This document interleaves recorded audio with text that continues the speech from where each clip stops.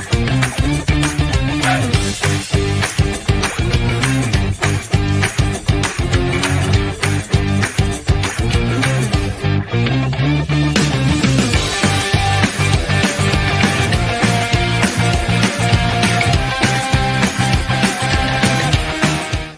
and welcome to the Cloud Accounting Podcast. I'm Blake Oliver. And I'm David Leary. And we are coming to you live from the OnPay recording studio. David, we just got off a call with Ken Bishop, the president and CEO of NASBA. That's going to be a bonus interview episode that we release into this feed. David, your instant reaction. Well, for starters, Blake, you're starting to turn us into these Twitch streamers. Like, we're doing 2 straight hours of streaming now. like we're never going to stop streaming. We're just going to have a stream going all the time. But no, the interview was great, actually. I'm really thankful that Ken Bishop came on. He's the president of NASBA. But he said something that completely blew my mind. Because, talking about this, right now it's a 3-stool. You got some experience, you got some extra education hours, you need the CPA exam. And he said, and I had to make him repeat it because it's blown my mind so much, the CPA exam is just proof that you're kind of an entry-level person. So when you get those 3 letters, like now obviously I work inside the industry. I know different accountants. I think some are idiots, some aren't idiots. Okay, I get that. But send your email to blake@blakeoliver.com. No.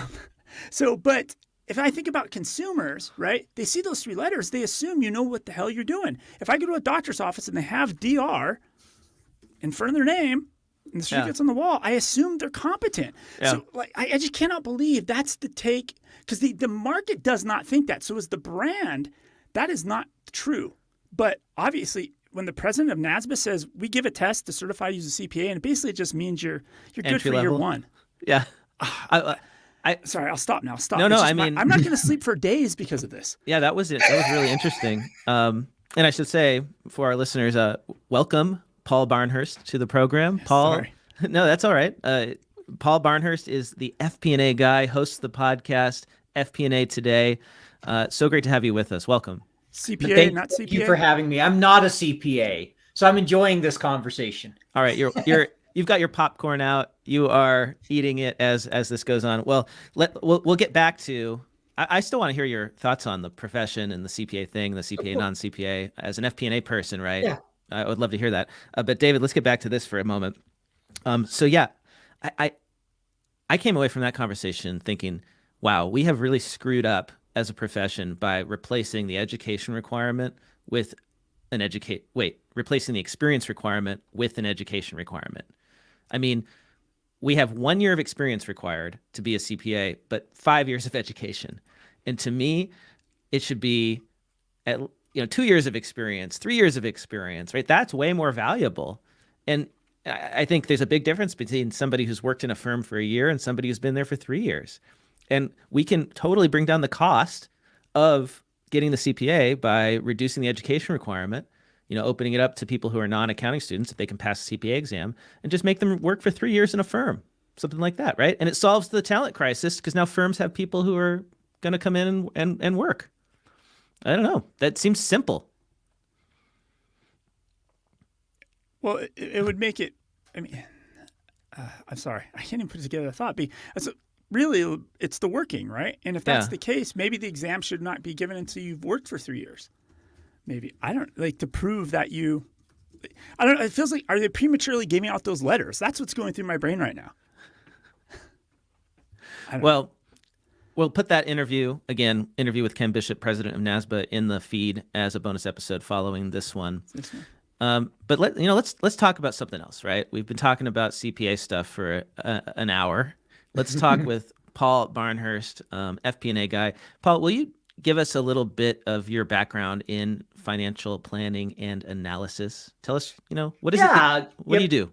So I'll run you through my background. So, I actually started my career in procurement for the government. Pretty quickly realized I didn't see myself writing contracts for the rest of my life. Went back to school, got a finance degree, as well as a Master of Science in Information Management, went to work for American Express. And initially working it's called a financial analyst, but I was really doing report writing, and an opportunity came to get promoted. And it was an FP&A. I really didn't know what FP&A was, but I'm like, I want to get paid more. I'm going to apply for this job. I know the hiring manager. I feel like some of the work I'm doing relates to it. So they hired me, and I've been in FP&A ever since. So I worked for American Express in business travel, and then in their prepaid division, doing budgeting, forecasting, business partnering, and all the FP&A things. And then I went to work for a global automotive company in the SaaS space called Solera, and worked for them for about 5 years, managed a couple different divisions in the automotive space in both aftermarket and dealerships. Then I went to work for DigiCert, a digital certificate company, their global cybersecurity, for about a year. And then a little over a year ago, I started my own business. And today, I host a podcast, as you mentioned, FP&A Today, all things FP&A. I also do a lot of content creation, work with a number of different vendors in the software space, particularly FP&A planning platforms, tools, EPMs, CPMs, whatever you want to call them. I've seen demos of probably 70 over the last year tools. I've talked to 50 plus CEOs. And then I also do training. I do Excel, FP&A, and data visualization primarily. Awesome. And I'm putting the link to the FP&A Today podcast in the live stream. Thanks to everyone who's joined us live. As a reminder to our podcast listeners, you can subscribe to us on YouTube, get notified when we go live, and chat with us and ask questions. So if you've got questions for Paul, put them in the chat. Blake, you missed the opportunity for your very first question to Paul, because What's this that? is you can get a data point here. Paul decided he wanted to make more money. So your question should be, how come you didn't go get your CPA? Oh, yeah. And he's supposed to say because of the 150 hours requirement. Oh, I see. I don't know. Did that have anything to do with it, Paul? I toyed with getting my CPA when I was working for American Express, just because there were some opportunities. I'm like, that role would be interesting, but I didn't have a CPA.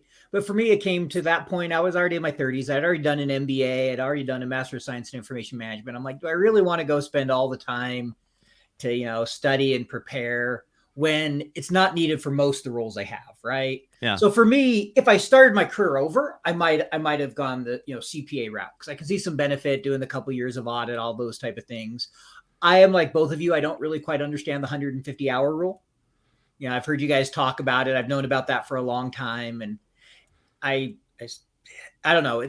It's odd the way the CPA works to me compared to other professions and how they typically do it. Mm-hmm. And it sounds like it's creating some challenges in the field. But are there certifications in FP&A that people go get? There are. So, I mean, not a lot of people get them right now, but there is the best one out. I don't know the best one, but the accredited one out there, which is very good, is from the Association for Finance Professionals. So they have two certifications. They have the Certified Treasury Professional, which is very common. They have over 10,000 people that have that. And then they did more recently one for FP&A, which they have a work requirement. You take 2 tests. I'm actually studying to do the FP&A certification right now. Take the first test at the end of this month. In addition to that, you see some people that go get the FMI, if you're familiar with that, Financial Modeling Institute. They have a modeling certification. Some are CPA, some do CFA, but there's really not an industry standard out there. The closest to like I said, the accredited is the AFP, which is becoming bigger. They're growing as an FP&A organization. Got it. And so you're working on that one right now. What do you have to do to get it? There's a work requirement, and I'm trying to remember if it's 1 or 2 years. And then there's 2 tests you have to take. The first test they waive if you have your CPA. Okay. And you only have to take the second test. Got it. If you don't have your CPA, you have to take both tests. And this is the Certified Corporate FP&A Professional. Yeah, it's called the FP&A certification. I think now FPAC is the acronym. FPAC. I kind of like that's catchy. I like it. Yeah, they changed it. It used to be something else. I think it used to be Certified Finance Professional or something. Right. So I guess since we're a current event show, we talk about accounting and technology, and now it's finance and technology because you're on the program. What is hot in the intersection of technology and finance? Well, I think what's really interesting right now is to watch what's going on with Silicon Valley Bank. Oh, yeah. Right? I mean, you've all seen the news. The latest I read about an hour or 2 ago is they couldn't raise capital, so they've already hired a firm to sell them. And they're starting talks of who's going to buy them. And so I think that's huge just in the technology space, because there's so many startups in CFO technology right now. How does that all play out? How does that impact them? How does it spook the market? So it'll be really interesting to watch. I feel like I was looking at that this morning, and it put me back to sitting in my car in the Home Depot parking lot in 2008 when I realized, oh, this is kind of a big deal that's happening. And, Silicon Valley Bank, yes, lots of the VCs, they're the darling. British companies foreign companies, when they come here to be a startup, they'll go get a bank account there and they'll get their San Francisco cell phone number, right? So they have a U.S. presence. So not only do they do their banking with Silicon Valley Bank, right, and their true banking, Silicon Valley Bank offers rails and APIs and technology. So a lot of these apps that we use, payments apps, Melio's running on part of their rails. They're on Evolve, they're on Chase, and they're on Silicon Valley Bank. So there's apps that are out there that are running on this tech stack as well. And that's what really worries me is like, if something goes down, like are people, I actually asked on Twitter today, like, are there going to be issues? Like, are people seeing money movement issues anywhere? Because there's lots of apps that are built on their tech stack as well. It's not just a banking relationship. Yeah, no, it is fascinating. I've seen Peter Thiel has recommended all his portfolio companies pull their money out. Goes, there's no harm in doing it. Just be safe. I know a few other. So arguing for a run on the bank, great. Yeah, I thought about that as well. I'm like, no, there is some. Your portfolio companies may be fine, but there's a contagion that happens, right? If the bank has a run, how does that spill to the overall market? And that's what will be interesting to watch. And how does that, freeze capital? Are people a lot less likely to invest in tech companies? It's already slowed down.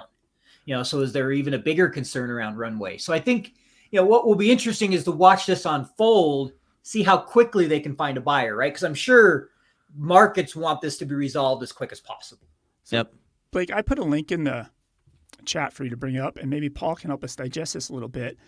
Essentially, it's a breakdown of some of these Medium posts about what's going on with Silicon Valley Bank, and they have great graphs of how a traditional bank is versus the way Silicon Valley Bank's balance sheet was. And maybe Paul, with being the FP&A guy, can explain the lack of planning here, or maybe what's going on. So there's a chart here. I like this, TLDR, how banks work. And we've got a chart showing assets with cash, investments, and loans. And the cash is actually a very small amount. Yep. And then we've got the liabilities, which is equity, debt, and customer deposits. And customer deposits are the largest amount. So, you want to give us a little refresher on how these entities make money, how they work, what the risk is? Yeah, I mean, typically a bank, right? They're going to pay you something for your money, a lot less than they're going to loan it for, and they're going to also loan more than they have to keep. So typically a bank might keep 10% of those deposits. There's some kind of ratio the federal government says you have to hold so much in reserve. And that's the cash that we're seeing there. Yeah, the cash. Yeah. So, right, if let's say I give them $1,000, they can lend out 900 of that. And so they'll lend that and they'll keep $10. And so they can keep growing those loans with having a very low amount of deposits being held. And so that's where the run concern comes, right? Look at the cash they have. If that cash all goes away, they got to access the markets. And if they can't access the markets, that's why you have a bank run, or, the bank either goes under, somebody acquires it, or the government steps in. I mean, if we all remember 2008, that's what happened with a lot of these is they ran out of cash, had bad investments, they were going belly up, and they couldn't meet their obligations. So Peter Thiel tells his portfolio companies, pull your money out of SVB. They go pull their money out. Now SVP is out of cash, so they have to sell investments to raise cash, and they sold at a huge loss, apparently. They have all these bonds that they've issued, I imagine, to tech companies, right? Yeah, so actually mostly what they sold were treasuries. Oh, really? They had like 30 treasuries, and they sold them. They sold them before Peter Thiel asked for a run. That came after. So what spooked everybody is they decided to take a loss. They wanted to, get some more short-term capital, and so they sold a bunch of bonds at a $1.8 billion loss. Wow! And then the market got spooked, and at the same time, they tried to raise some capital. They issued some securities, and they couldn't raise anything. And so that's when they announced this morning they were looking to be bought because they recognize, it's scaring everybody right now, and they're shut off to the markets. So how do you think this is going to play out, Paul? Do you have any, crystal ball you can peer into? I mean, right, my crystal ball is probably as murky as anyone else's, but my guess would be in the next 24 to 96 hours, they get acquired by another bank. I mean, I don't think there's a scenario where they collapse and they just go away. I think the impact is too big and they have too valuable of a portfolio for that to happen. But I don't think they survive this. I think they'll be a new entity. Mm-hmm. Well, David, I like always getting listener mail, so I wanted to share one of these tweets that we got. Todd Shanel said, at Cloud Accounting Podcast, one of the most important things owners, partners, and managers can do to retain talent is to stop doing business with clients who are disorganized, unresponsive, excessively whiny, unreasonably demanding, and/or abusive. Protect your staff. And I wanted to call that out because Is this why I got fired from my firm? Is that why you got fired from your firm? Yeah, I don't know, David. Were you a difficult client? Were you unreasonably demanding? Were you excessively whiny, David? Lots of all caps emails all the time. Did you use your podcast voice when you were talking to them? Well, I'm gonna ask for some money back now that I know that it doesn't matter. Just the CPA is all an equal now. I could get some money back. Continue on. Sorry. No, that's all right. I just wanted to share that to make sure we got to it. And of course, you can always send your emails to cloudaccountingpodcast@earmarkcp.com. You can also tweet at us. We are at cloudacctpod on Twitter, and we love hearing from you. David, what else is top of mind for you? I didn't have time to go through my articles like I normally do because we were in that interview with Ken Bishop. I do have stories about remote work. I've got here's a really good one. Fraud. Paul, this might be a good one for us to discuss with you. Financial crime, white-collar crime. Most corporate fraud goes undetected. Yes, this is a story that caught my attention on CFO Brew, which is a... That's because most of the CPAs are 1 year of experience doing the audits. Well, that's one way to think about it, right? I think that's definitely a theory. CFO Brew is a subsidiary or a sub-newsletter of Morning Brew. So you can subscribe to this to get their emails in your inbox. And this one really caught my attention. So the story here by Drew Adamek is, I'll just read the beginning. A steady, constant undercurrent of fraud and dubious accounting tricks seem to run through the corporate world, possibly destroying $830 billion of equity value a year, according to a new academic study. The problem appears to run deep. According to the study, 41% of companies allegedly misrepresent their financial reports. That's 41% allegedly misrepresent their financial reports. 10% of large publicly traded companies are allegedly committing securities fraud, and 2/3 of corporate fraud goes undetected. I mean, that's kind of crazy, right? 10% of large publicly traded companies are allegedly committing securities fraud, according to the study. And so you wonder, well, how did they figure this out, right? Because saying that fraud is undetected is like proving a negative. How do you know how much you're not finding? And the way that this study did it, the way this researcher did it, Alexander Dyke, professor of finance at the Rotman School of Management at the University of Toronto, they looked at what happened after Enron. So when Arthur Andersen collapsed, because the auditors didn't totally miss the massive accounting fraud going on at Enron, there were new auditors and investors that came in to analyze the firm's former clients. And so they compared what the situation was before Enron with the Arthur Andersen clients and the ones after, because the new auditors were, more rigorous, obviously, right? They realized, we better check these work papers. And then they use the differences to estimate the amount of fraud in the economy at large. So just think about that. 41% of companies are engaging in or are misrepresenting their financial reports, and 10% are actually committing securities fraud. So, Paul, I want to get your reaction to that. Really high numbers. It's surprising that they're saying 41% of companies. You'll have to read more into that. But definitely, I've seen things in my career that are questionable at best, right? I can remember, and sometimes downright, I would say illegal.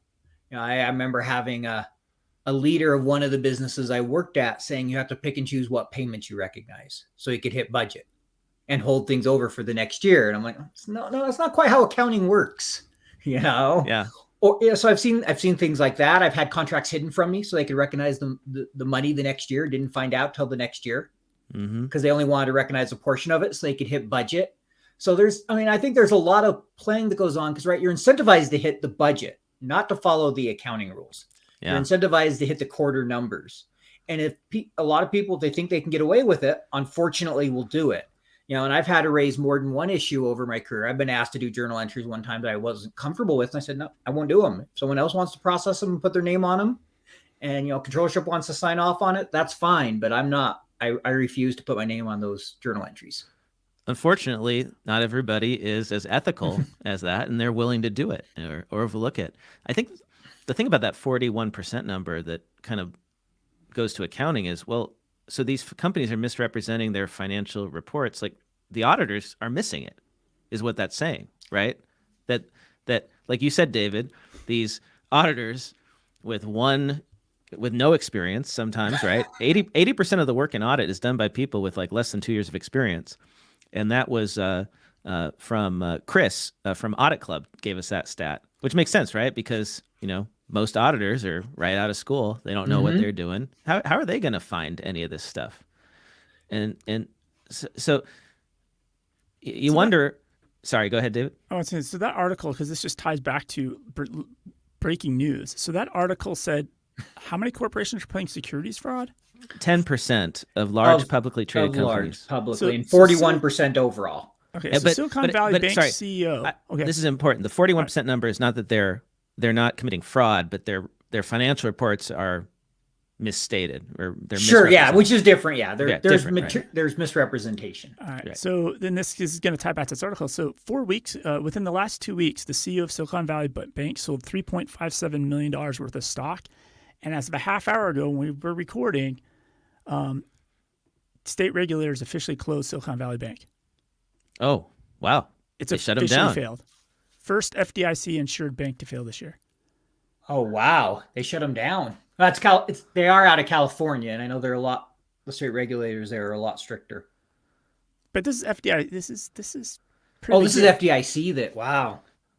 And in mind, like, this goes to that game, right? Like, how convenient that he got this cash out, 2 weeks ago. Well, so this could be a real problem for startups because FDIC insurance, standard insurance, is only $250,000 per depositor per bank, and there's a lot of startups that could have millions of dollars at SVB. Yeah, and what I'm reading, it says so. The FDIC said on March 10th the closure was order was issued by the California Department of Financial Protection and Innovation. Oh, and they made FDIC the receiver, which is also named the FDIC as the receiver, right? Because they're the federal deposit. So they're the one who's going to have to step in and manage it all. But California is the one who made the decision. Interesting. Yeah, this could be a real problem. I can't imagine it won't be, right? Yeah. It's just a question of how big of a problem is it going to be. Yep. They said this is the second largest bank failure after the 2008 collapse of Washington Mutual. I was wondering if it was Wachovia or Washington Mutual. I couldn't remember which one was bigger. Those were the two big ones, right? From 2008, I think. Oh. Man, I really hope that none of the critical apps in the accounting and finance ecosystem are, lose access to their deposits because of this. That could create some havoc for us. I wonder, I know that I worked for a company that had SVB. We were banked at SVB. I think everybody does pretty much, right?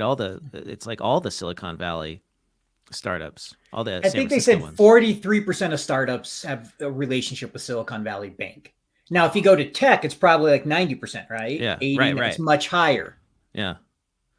In the last 8 or 9 years, last decade, anytime you've gone out with any startup and they offer to buy dinner or pay for drinks, they always pull out an SVB card because it's kind of like the thing to have. Like, look, we're tied to Silicon Valley Bank, right? Like, it's so many.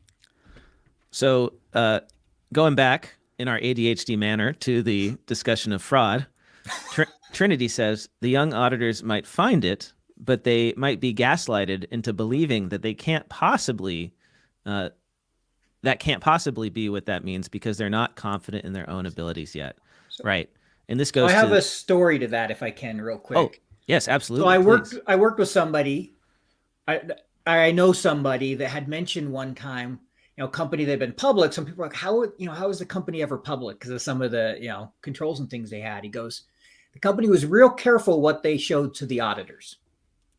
And I thought that was real interesting when you talk about gaslighting, like, trying to present what they wanted them to see, because, there were some real challenges with this organization. And I think if you had very experienced auditors, they may not have been able to pass. Right.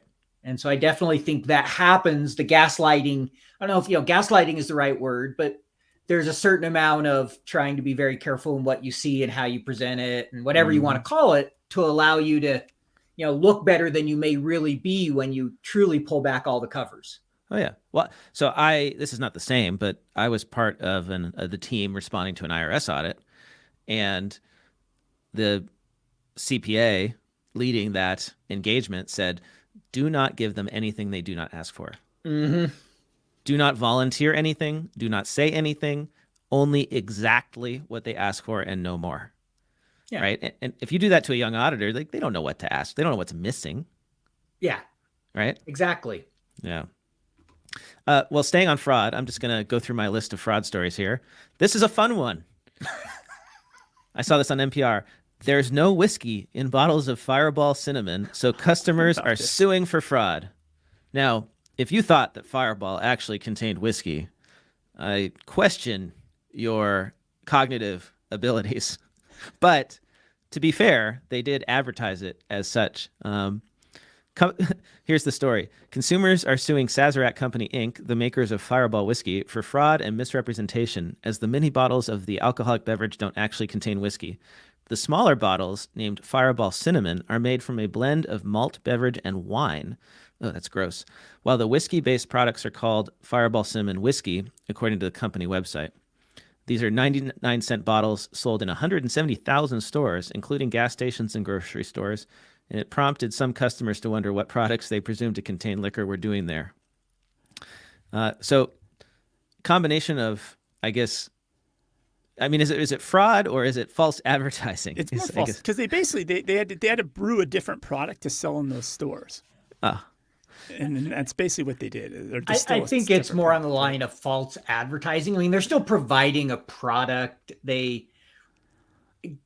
Were people aware? It's like, were they really trying to deceive people, thinking it really was whiskey, or is it just a marketing scheme and they really shouldn't have used that name?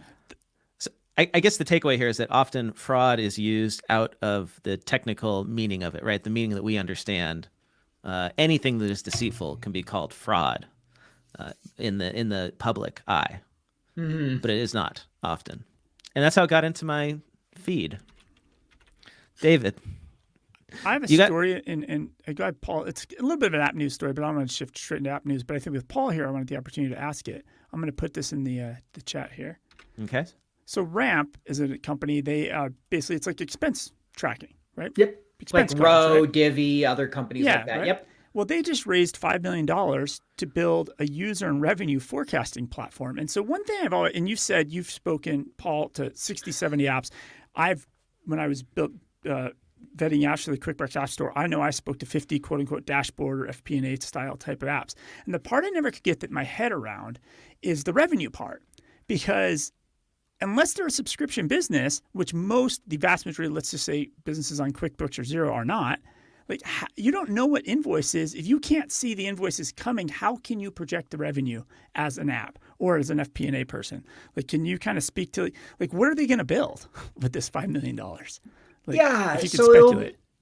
I will speculate that they're going to go SaaS, some kind of revenue forecasting tool around SaaS, but we'll see. But I mean, yeah, it gets difficult, right? Forecasting, there are some things you can do. If you're any kind of sales business where you have a sales leadership team, you're going to make assumptions around, okay, what is each salesperson? What can they realistically sell? What's their quota? What's their ramp time? You're also going to make assumptions around, okay, how many marketing, if we spend, $5 million on Facebook, that results in 5,000 qualified leads. And you can kind of, come up with different metrics. If you're an e-commerce site, right? If I spend this much advertising, I should be able to drive this many people to the site. Here's my click-through rate. So I think really, it's data that's not accounting data, though. You're using other data. Correct. Yeah, a lot of it's going to be other than accounting. You're not rarely do you, I mean, outside of using historical to project forward, which I would argue is not the best way to do it in most cases, especially with all the uncertainty, you're using other leading indicators. You want operational metrics, not accounting data to forecast your revenue in most situations. Not always the case, but I'd say 95% of the time or more, give me the operational metrics all day long over the accounting data to forecast. And this to me is why nobody in accounting has built an automated forecasting tool that actually works yet. I have not seen one. Yeah. Excel is still king. Now there are FP&A tools that basically take what Excel does and put it on rails, but it's essentially the same concept. But nobody has built, QuickBooks has tried to do it, Xero has tried to do it. They tried to build these cash flow forecasting tools, and they don't work. And the reason they don't work is because they're not bringing in the operational data. And if you're just forecasting based on revenue that came in last month, last week, or whatever. You can't look at my old invoices. Yeah. And it's not like revenue in most businesses follows the historical trend, right? Yeah, exactly. So you have to bring in the operational data, but doing that is really challenging. So well, and that's why you're seeing more and more FP&A tools do it. If you look at what's called third generation tools, most of them are bringing in CRM data in addition to your ERP and your HR data. I just saw one the other day, a tool, I think it's called Bainbridge, if I remember right. There's another one, Blue Copa, but there's a couple specifically focused on e-commerce. I know one of them brings in your Spotify data, right? I had another one, Quorum Software does a tool for oil companies. And so they bring in the data around all your different drills and your sites, which is similar to CRM data. So you're seeing more and more bringing in whatever that key data is that you need to forecast revenue. Because it's not always the CRM, right? For most companies, it's the CRM, but you have different companies that need different things brought in to understand that from an operational perspective. And without it, outside of doing top down, it's real, or just using a historical trend line, which usually gets you in trouble. It's just a question of when, not if. It's really hard to forecast. So that's interesting. It seems like there's an opportunity there to create these forecasting budgeting tools that are specific to a particular type of business and just nail it for that business. Like you said, oil and gas, we've seen a lot of them focus on SaaS, which makes sense, right? Because they're SaaS companies themselves. It's very easy to build for yourself. The general purpose FP&A tools are really hard to build because they have to be super flexible, and to be as flexible as Excel is, well, Excel is a 30-year journey to build, right? Yep. So, I mean, yeah, are there any other like specific industry FP&A tools that you see that are really cool? Yeah, there are definitely some specific industry tools. So, even stepping back just a little bit to add a little color to this, right? Excel is always going to be more flexible than a purpose-built tool because, one, Excel is unstructured data. As soon as you add a database, you bring structured data into the equation, you give up some flexibility. And so that's always been the challenge with planning tools. But then speaking industry specific, you have Mosaic, which is very much a B2B tool, very specific on that. You got a Focus Software, which really focuses on manufacturing, retail. You have a few different tools that focus on what companies with heavy transactions, lots of products transactions. Farseer is an example. Like I said, Blue Copa. There's one, I was talking to somebody, I know he's building it, I don't know where he's at, but he was building one for nonprofit. There's one out there for government, but the vast majority say they, support pretty much they're industry agnostic, which yes, you can do that, but there's some challenges, right? Every industry is unique. And so what they'll say is, yeah, we can bring in whatever data, we can use our API or figure it out with a CSV or whatever the process may be. They can always bring in the data, but there are some benefits to sometimes just going with that purpose-built tool that's really good at what it does, right? Like I can add any ERP I want, but if I'm a startup, I'm going to go with, a Zoho or a QuickBooks or a Sage because that's what they're, or Xero, no Sage, but Xero or whoever, right? Because that's what they're good at. I'm not going to implement Oracle or SAP. Sure, could I if I had the money? Yes, but why would I do that? So, David, I want to talk about ChatGPT because it's never going to, this is going to be a trend that goes on for a while. I saw a really cool use case for it that I wanted to highlight for our listeners. This is a tweet thread from Greg Eisenberg, who is, I forget where he works. He's an advisor at Reddit. He said, imagine a multi-billion-dollar client who refused to pay you for good work rendered. Most people would turn to lawyers. I turned to ChatGPT. Here's the story of how I recovered $109,500 without spending a dime on legal fees. So lawyers, watch out. ChatGPT is coming for you. Last year, we did some design work for a mainstream brand. They loved the work and kept asking for more. We kept on under-promising and over-delivering, and life was good until the communication stopped. Our design agency has completed hundreds of projects with millions in revenue in design and engineering and had never once had someone completely ghost us on payments. So these are his tweets. These are not AI you're reading. You're reading his tweets. I don't know. Maybe he used AI to write them, but this is his story about using ChatGPT. Okay, gotcha. Okay. So basically, big corporate client did hundreds of thousands of dollars of work, or at least 100, right? And ghosted them, right? Which, like you don't really expect that to happen with a big corporate client. No. So Greg had to step in, and instead of sending another email that might fall on deaf ears or hiring an expensive lawyer to initiate debt collections, I had an idea. What if ChatGPT could draft a bit more of a scary email to draw attention? At the very least, I'd learn something. The cost of ChatGPT, $0. The cost of our lawyer to send this notice, $1,000. So we asked ChatGPT to pretend to draft a scary collection email so we can recover the $109,500 owed to us. And he posts the prompt. The prompt is pretend you work in the finance department and your job is to collect payments from clients. Draft a scary email that gets XYZ client to pay for the services rendered but hasn't responded to 5 emails. The invoices are 5 months overdue. And the response is just outstanding. I'm going to read the response that ChatGPT wrote.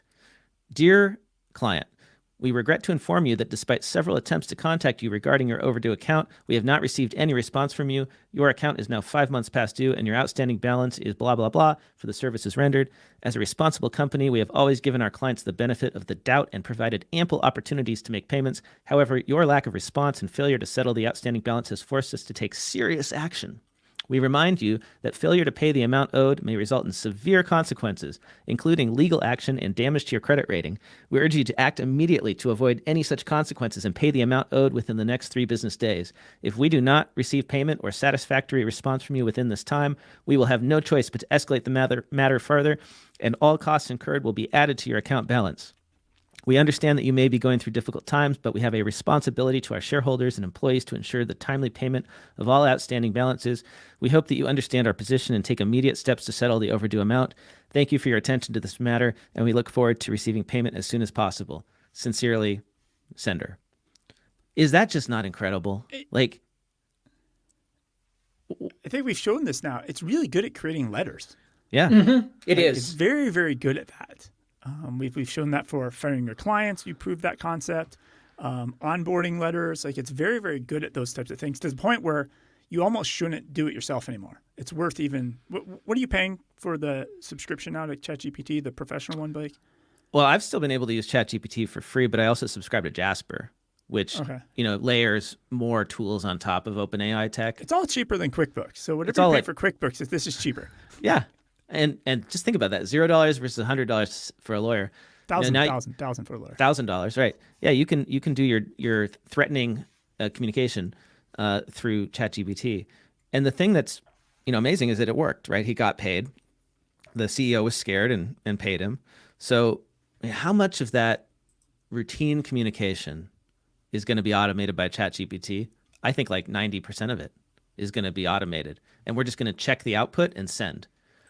Once the email programs get this built in, once you've got it in Outlook and you've got it in Gmail, it's going to draft most of your communications for you. And just think how much time we waste on email every single day, right? Hours some people are spending in emails. I don't reply to you anymore. It's just automated. It's just automated? You're I'm just talking getting to David's responses now. David's AI? Yeah. This is another one we can tie Paul into here because, it's about cash burn. Okay. And it also ties to, the SVB paying cash is really discouraging for our industry, right? Now, here's another discouraging report that came out, Blake, if you click on this article. Okay, I'll get it. Go ahead and I'll get it going. But essentially, finance companies, fintech, which is the space we're in, burned $12 billion in cash in 2022. And just according to this report that came out, only 17 of the 91 newly listed tech companies that have reported results this year have shown a net profit, with cash burning firms spending 37% of their IPO proceeds last year. So it's like these fintech companies, and these are basically the public ones, right? Like you think about all the 1,000 unicorns in the fintech, right, that exist, that have taken, have billion-dollar valuations, have taken hundreds of millions of dollars of VC money, and they've blown it on, hoodies and these other things. Yeah. So, well, look, David, we see it ourselves, right? We see companies that are clearly, spend happy, that have a lot of people they don't necessarily need. And that's why we see the big news is Xero laid off 15% of their workforce. That's a lot of people.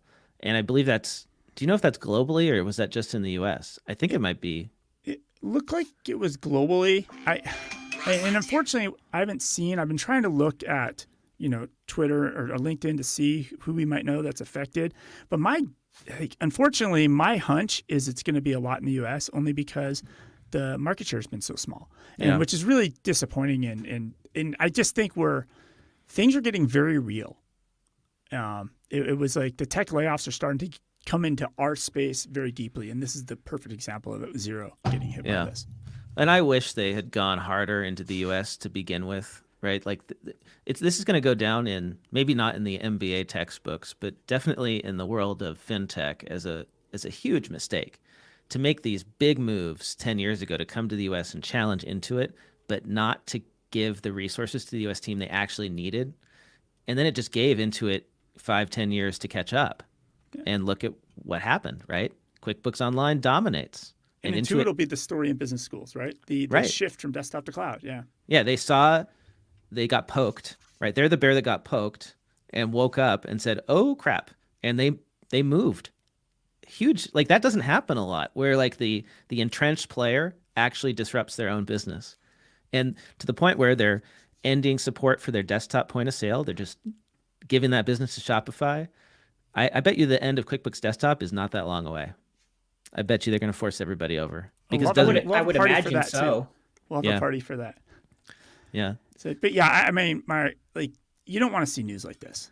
No. Right? It's hitting very close to home, and I suspect it's not over. And I also have seen some articles like there's probably going to start seeing a lot of consolidation.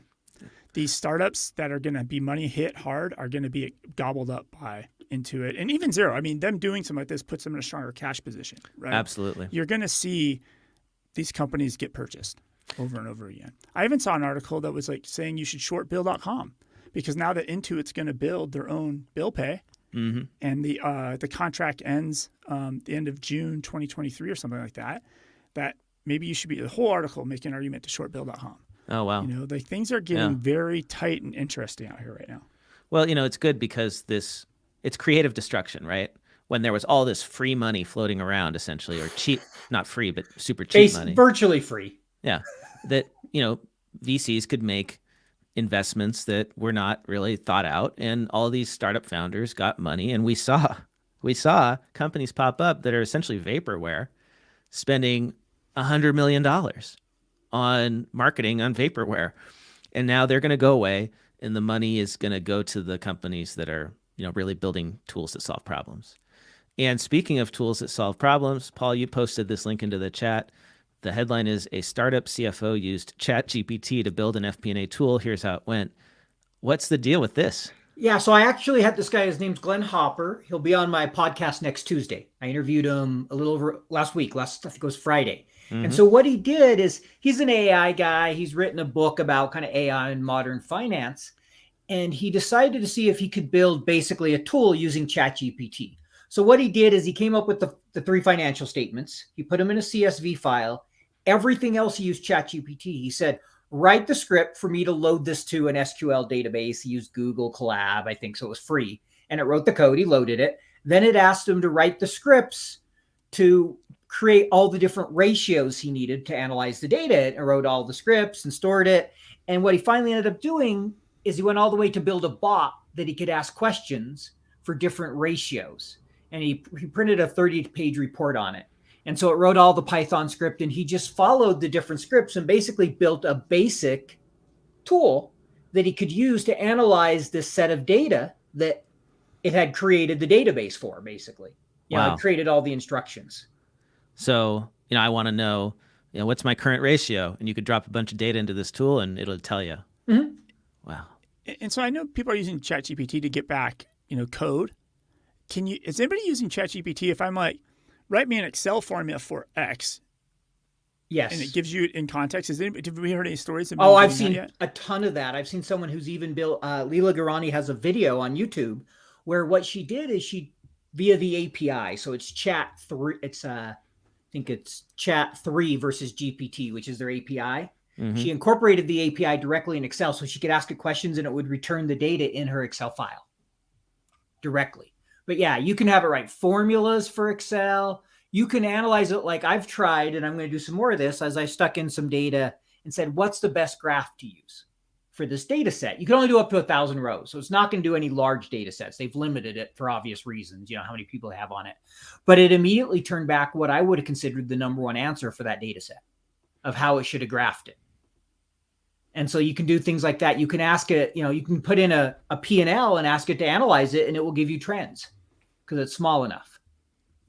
So just imagine what it can do when you've got the Excel plugin for OpenAI and it can access all your data in that sheet. Yeah, that's the next step, right? Microsoft's putting it into Bing. The next step is Office.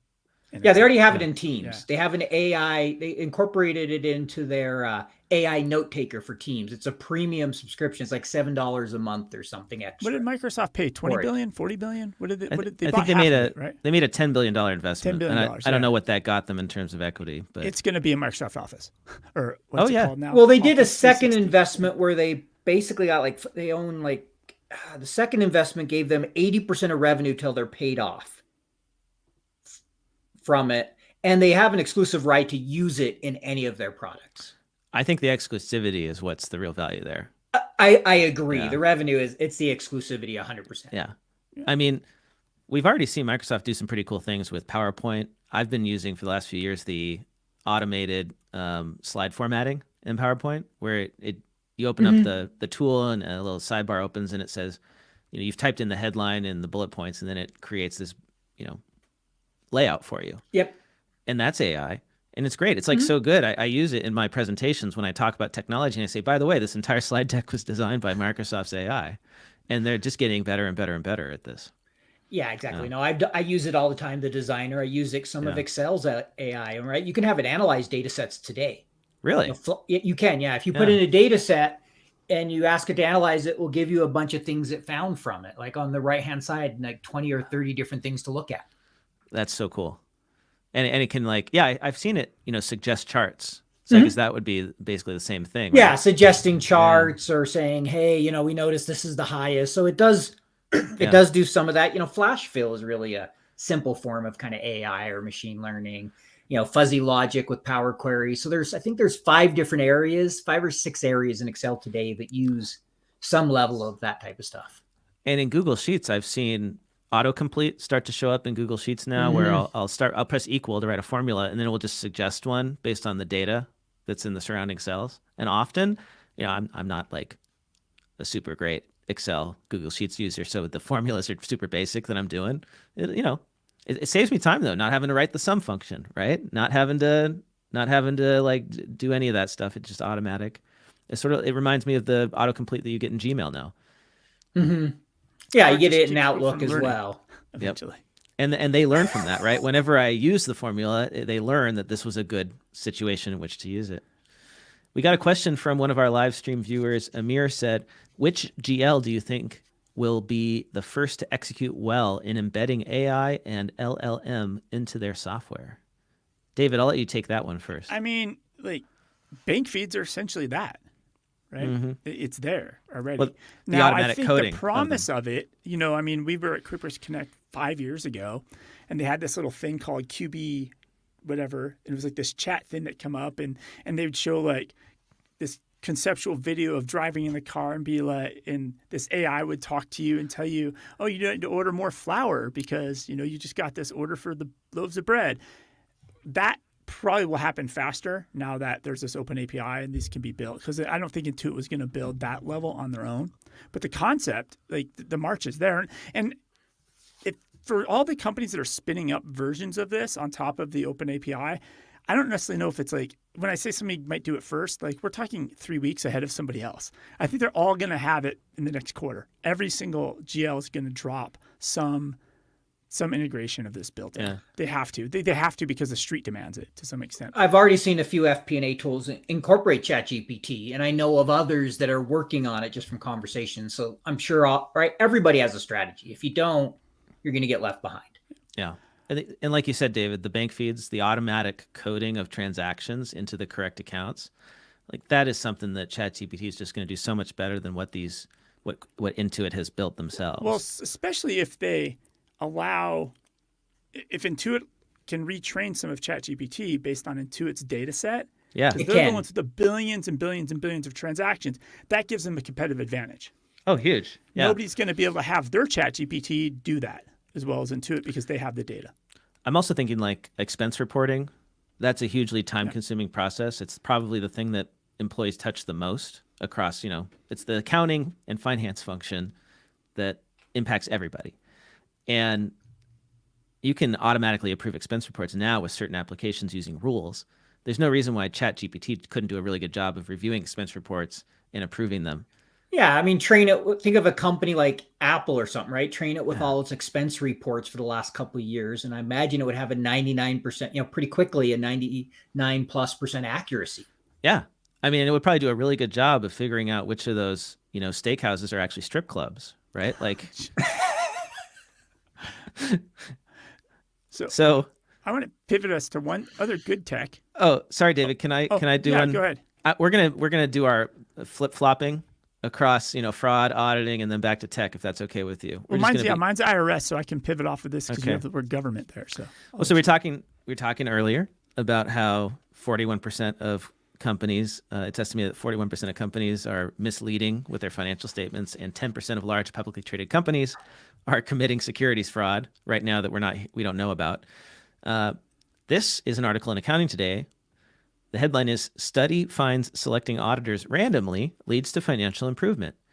Really? Wow. Amazing. So you're saying that when companies don't select their own auditors, we get better financials. Go figure. When a municipal government loses the ability to appoint its own auditor and is instead assigned one at random, financial performance tends to improve. This is the conclusion of a recent working paper from the National Bureau of Economic Research. The study drew on detailed data on all municipal budgets provided by the Italian Ministry of the Interior, including information on municipal government spending and revenue sources such as local taxes, current expenditures, investments, debts, and transfers. So it was based on the Italian market, but I think we can probably assume that this would make an improvement here in the U.S. too. So I think the evidence is there that if we want to get better financial reports, maybe we should be assigning auditors randomly. The SEC could assign auditors randomly to companies, or maybe the stock exchanges could do it, like NASDAQ, and could assign the auditors. If you want to be listed on the exchange, you got to let them do it. I know that wouldn't be popular with the bigger firms, but I can't see reason not to do it. Could take all CPA candidates and they could use this as like an apprenticeship program, and NASDAQ could manage the whole thing. And that's part of your deal. You can't become a CPA till you work for it's like the Peace Corps or something. Like you go to work for NASDAQ for 2 years doing these audits independently. I like it. Make that happen. I'm on board. And you know what? Then we'd have control over the salaries, right? Because you could raise salaries. The big firms aren't going to do it because they want their partners making $500,000 to $1 million or more every year. I mean, it's just crazy. Like you think about that, right? You get entry-level auditors in like New York City making $60,000 to $70,000 a year, can barely afford to survive, and the partners there are making 10, 20, 30 times as much. So speaking of something that's 20-fold or 20 times as much, so the IRS, we've talked about this before. They've had their digital intake scanning initiative. Mm-hmm. So already in 2023, which we're only not even a quarter in, they've scanned more than 120,000 paper form 940s. This is 20-fold increase over all of 2022. Nice. And they plan on expanding this to 1040 income tax returns for individuals and 941 soon as well. So like kudos to the IRS, like finally like catching up, right? They truly are making an impact. I wonder what that operation looks like. Do you think they've got 1,000 people sitting in a big room with scan snaps, Fujitsu scan snaps, opening up mail and putting the 1040s well, no, in there? there's high volume. I went to the Kodak Alaris, which is they make a scanner. Kodak bought this company, Alaris or whatever, and I went to their conference to do a talk. And yeah, this document scanning imaging thing, there's these high volume machines that you just stick in thousands of pages and they're just scanning away like faster than any Xerox copy machine you've ever seen in your life. Like it's pretty impressive at the high volume, the way they do these. But this is a big deal. Like the fact that they have made this progress. And then also speaking of the IRS or the Treasury, did you see Danny Werfel finally got approved? Oh yeah, the new commissioner. And it's not approved. the Danny Werfel, the old Florida State quarterback. It's not that guy. Yeah, Danny Werfel. Yeah, that's the old Florida State quarterback. Yeah, Florida State. Yeah. What is it with these IRS guys having the same names as football players? I feel like this happened before in one of our stories. Well, that was a movie, right? Johnny Utah from Point Blank. No, what was that movie? I don't remember. Well, David, we are just about at the top of the hour. Anything else that we got to discuss now before we go? I think I'm just checking Twitter to make sure. Like, apparently Wells Fargo is trending because you can't move money at Wells Fargo right now, and they're saying it's a glitch. But kind of interesting because all the banks are tied together. All the banks are tied. We might be witnessing the collapse. Like right now, we're live streaming the collapse of the U.S. economy. That would Excuse me, guys. I'm going to go pull my money out of my bank. I'll be back in a moment. Yeah, I'm gonna. Let's see. Can I log into Bank of America? All right. Well, on that note, David, I hope that I'll see you here next week. And Paul, if our listeners want to follow you online, where should they go? Yeah, probably the best way to find me is on LinkedIn. I'm the FP&A guy. They can look up Paul Barnhurst. I also have my own website, thefpnaguy.com. And then last, if anyone's interested in listening to the podcast, it's FP&A Today, and it's on all your different platforms, Apple, Spotify, etc. And David, where are you? I'm just on all the socials at David Leary, assuming these companies still exist next week. I am at Blake T. Oliver. Do follow us on YouTube. You can join us live. We always love that. Next week, we've got Matt Foreman joining us. He's a tax lawyer. We're going to learn what tax lawyers do, get his hot take, hopefully as hot a take as he gives on Twitter, we'll get on this show. Should be a lot of fun. And yeah, thanks everyone for joining us. I have to say, so what people are reporting is Wells Fargo, people did not get their paychecks this morning from direct deposit. Oh, no. Like the Wells Fargo employees or companies people who bank with Wells Fargo, like money's not. Wow. This is we had that happen when I worked at a company once. They switched banks and nobody got paid. And, most of us were fine. They got it figured by like Saturday. I think I would check. But the call center, they were literally, the guy who was the head of the call center had to go and get cards and put people so they could pay their bills because some of them would be short, and he's handing out and trying to make sure, because it took them like a day to resolve it when they switched banks, somehow they messed things up. It's a nightmare when that happens. Oh boy. Well, I don't think this is it's not like one company made a mistake or changed banks. Yeah, no, this is much bigger than that. So I can here. only imagine the scale. We probably should just, disconnect and go enjoy this on our own. Yeah. Well, this might be our top story next week. All right, Paul, don't go anywhere after I end the stream. Okay. We need to upload the files. Bye, everyone.